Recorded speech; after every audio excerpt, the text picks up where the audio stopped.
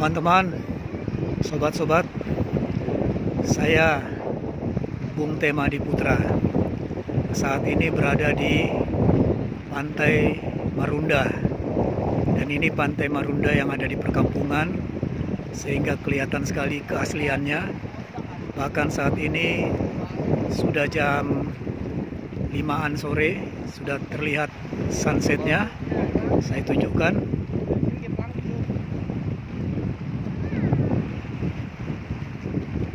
Ya, itu di ujung perahu itu ada matahari bulat sebenarnya.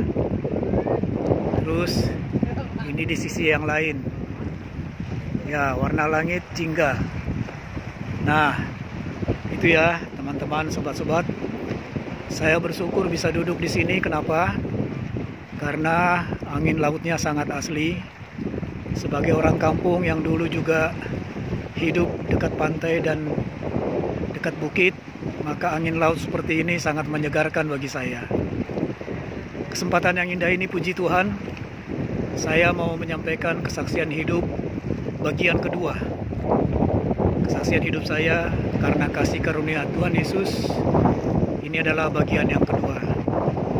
Dan teman-teman, sobat-sobat, secara khusus saya mau mengangkat betapa salah satu proses kehidupan yang Tuhan berikan dalam kehidupan saya adalah melalui penyembuhan dari sakit penyakit yang menyerang. Saya sangat teringat sekali dan tidak bisa saya lupakan tahun 2011. Untuk pertama kali saya mengalami penyakit yang terpaksa membawa saya ke ruang IGD, dan di situ masuk pagi-pagi, lalu dirawat dan diupayakan saya untuk memakai kateter. Tapi betapa sakit ketika ada proses pemakaian kateter itu.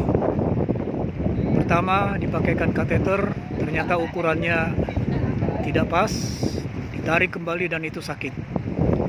Kedua, dipasang lagi kateter, ukurannya tidak pas dan ditarik, sakit sekali.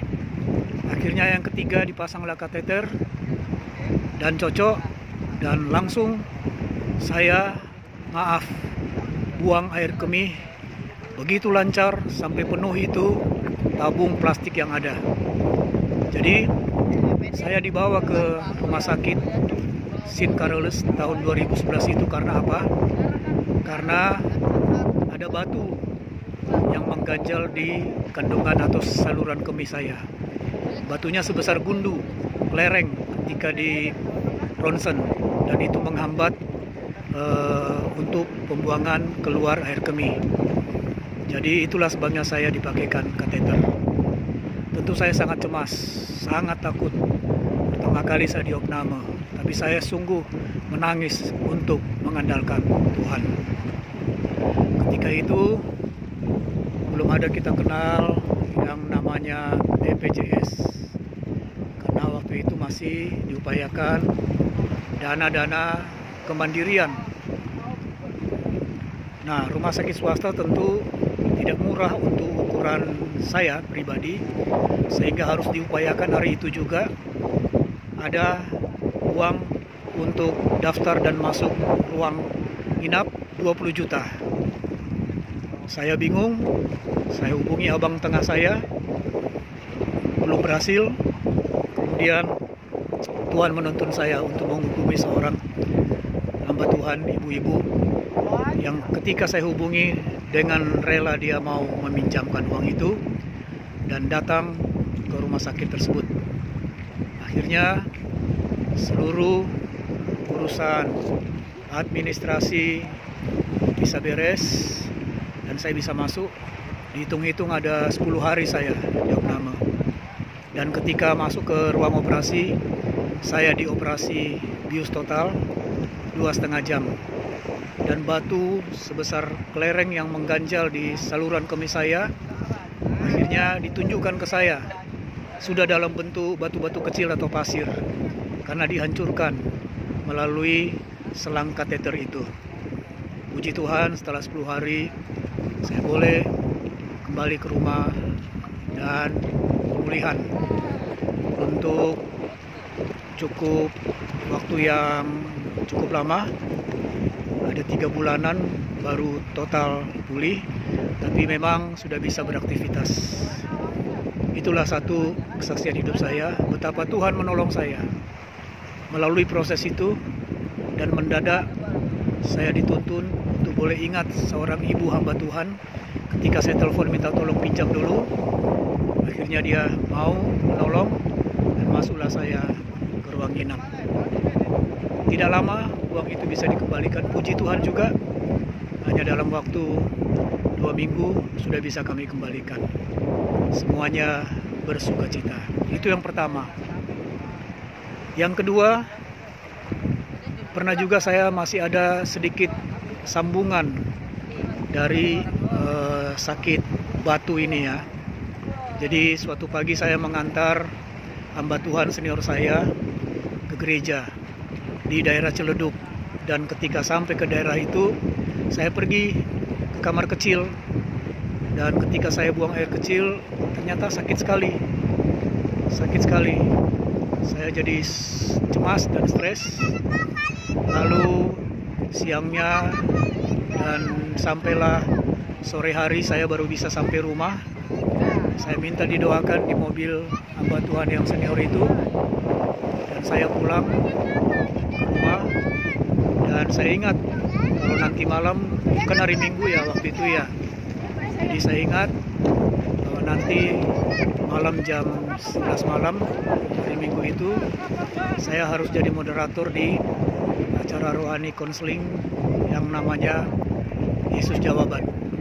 Nah, jam-jam 4 sore saya sudah tiba di rumah dengan rasa sakit yang luar biasa, dan ketika buang air kecil juga di kamar tidur terasa juga itu sakit.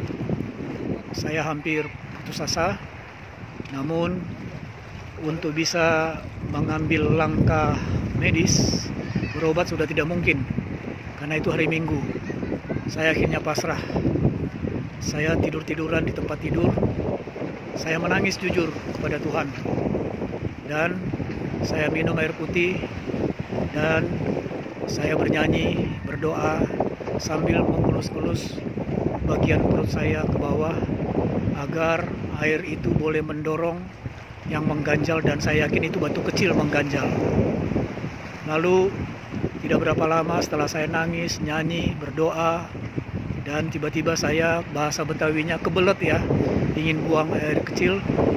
Lalu saya berdiri di pintu kamar mandi itu ya, dan saya lakukanlah pembuangan air kecil atau air kemih itu.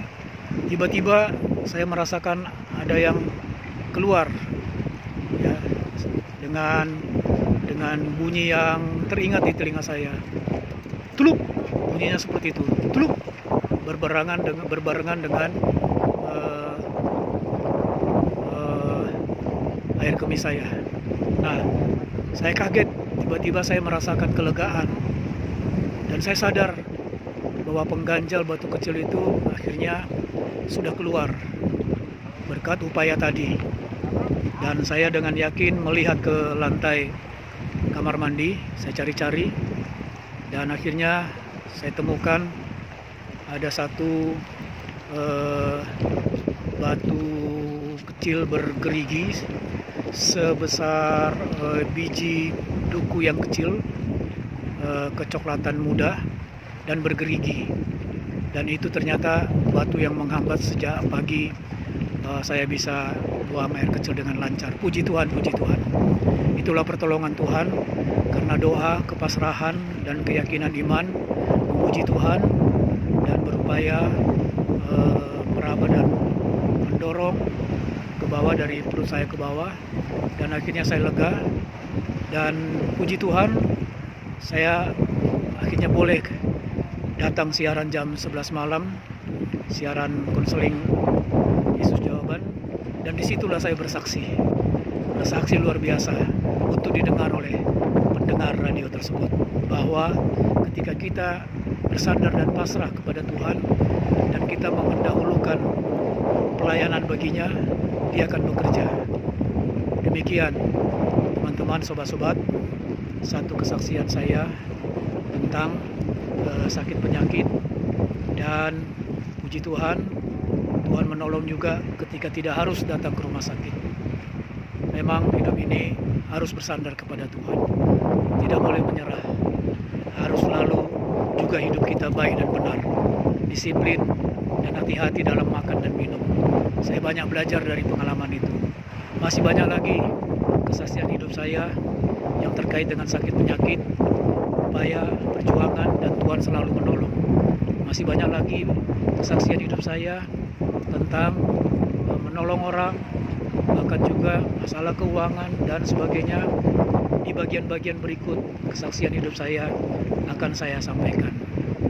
Teman-teman, sobat-sobat, tetap percaya kasih dan mujizat Tuhan terus terjadi, dan kita senantiasa ditolongnya tepat waktu, terlebih bila kita mendahulukan untuk hidup melayaninya, menjadi berkat bagi sesama.